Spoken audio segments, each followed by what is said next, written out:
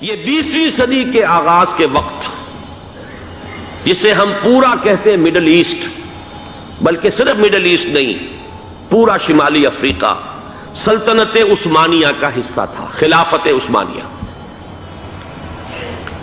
Libya, الجزائر، مصر، پورا حجاز، یمن، پورا عراق، شام، اور یہ شام ہی کے حصے ہیں در حقیقت، اردن اور لبنان، یہ سب، یہ شام عرب، عراق عرب، یہ پورا علاقہ خلافت عثمانیہ یہ اس کا حصہ تھا۔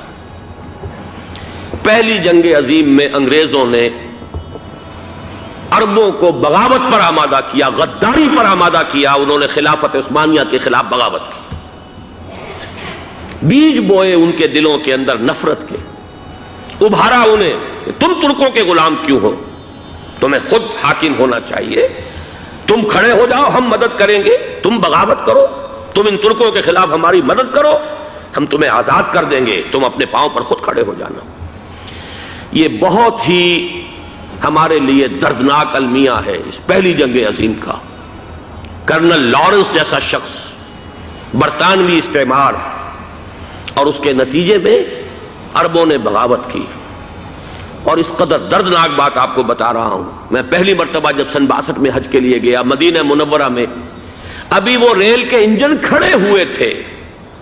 یہ ترکی کے زمانے میں، سلطنت عثمانیہ کے زمانے میں بغداد سے مدینے تک ریلوے لائن تھی۔ یہ پورا ایک عالم سلطنت عثمانیہ، صرف سلطنت نہیں، خلافت عثمانیہ، پوری ٹرینیں جو ہے ترکوں کی اڑائی گئی، ہزاروں ترکوں کو شہید کیا گیا، یہاں تک کہ صحن حرم میں شہید کیے گئے سینکڑوں ترک۔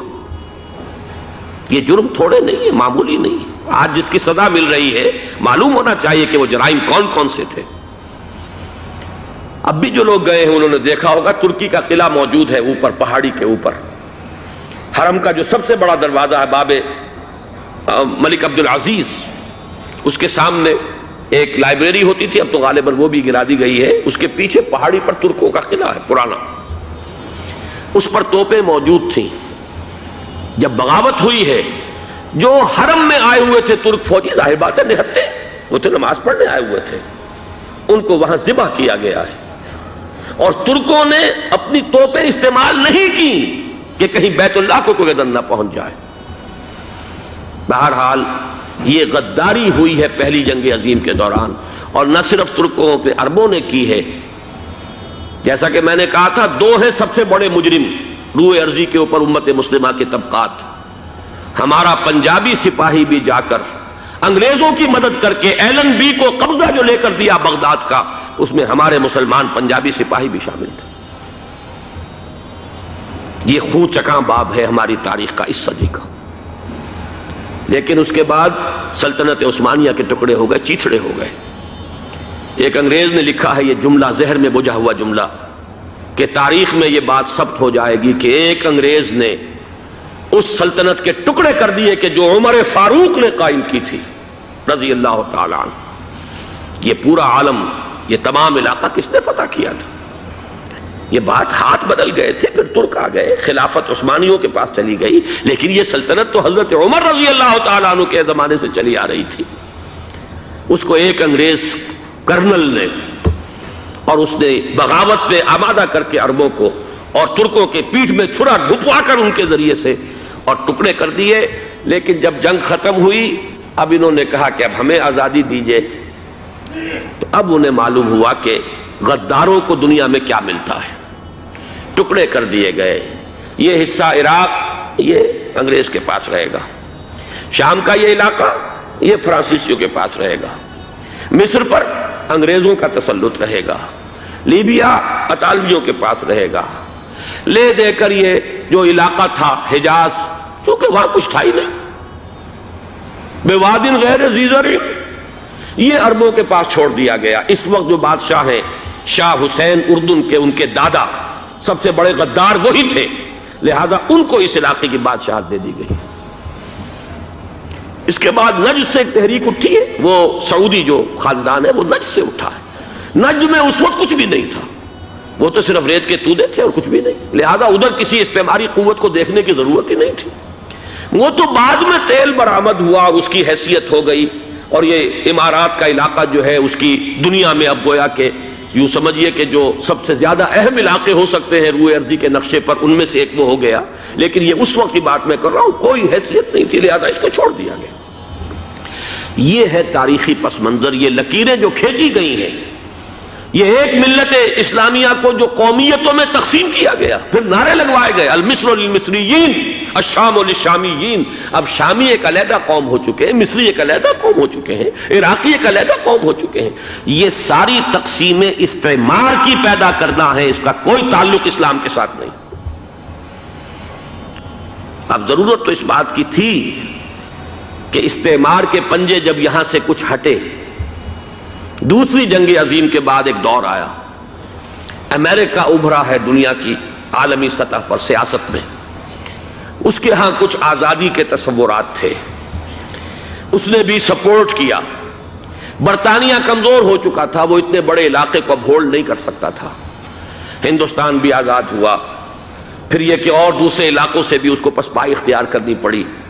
استعمار کے پنجے جس طرح بھی ہوئے، ان کے سینوں سے، عربوں کے سینوں سے جو ہے گویا کہ وہ ہٹے. لیکن امریکہ نے ایک اپنی بہت بڑی حکمت عملی جو اختیار کی، عالم عرب کے سینے میں اسرائیل کا خنجر پیوست کر دیا تاکہ یہ کبھی آزاد نہ ہو جائیں، ہمارے انگوٹھے تلے رہے، ہماری پالیسی گورن کرے. یہ استعمار کا دوسری جنگ عظیم کے بعد جہاں برطانوی استعمار، فرانسیسی استعمار رفتہ رفتہ یہ ہٹنے شروع ہوئے. صدر ناصر نے انگریزوں کو اٹھا کر پھینکا میڈیٹرینین میں اور دوسرے جگہوں سے. الجزائر نے آزادی حاصل کی فرانس سے، اطالویوں سے جو ہے لیبیا والوں نے آزادی حاصل کی. یہ ہو گیا، لیکن ایک خنجر پیوست کر دیا گیا اسرائیل کا سینہ عرب. اس صورتحال میں ظاہر بات ہے کہ ایک تو بڑی آئیڈیل پوزیشن تھی کہ پورا عالم اسلام متحد ہو، لیکن وہ تو بہت دور کا خواب معلوم ہوتا ہے. علامہ اقبال سے بڑا کوئی نقیب نہیں ہے ملت اسلامی کی وحدت کا. ایک ہو مسلم حرم کی پاسبانی کے لیے، نیل کے ساحل سے لے کر تا بخاک کے کاشغر. لیکن انہیں بھی اپنے لیکچرز میں کہنا پڑا کہ اس وقت جو صورتحال ہے، پورے عالم اسلام کی ایک وحدت بن جانا تو تقریباً ناممکن نظر آ رہا ہے. اگر کسی طرح ایک common wealth of Muslim nations وجود میں آ جائے تو بھی بڑی کامیابی ہوگی. لیکن اس سے بھی پہلے یہ تو زیادہ آسان تھا کہ عالم عرب ایک وحدت کی شکل اختیار کر لے. یہ تو ایک قوم ہے، اکثر و بیشتر ایک نسل یا زیادہ دو نسلیں کہہ دیجیے. شمالی افریقہ میں بربر نسل بھی ہے، باقی تو سب عرب ہے. یہ پورا عالم ایک نسل، ایک زبان، پورے اتنے رقبے کے اوپر بولے جانے والی ایک زبان، یہ تو ایک ہو جائے.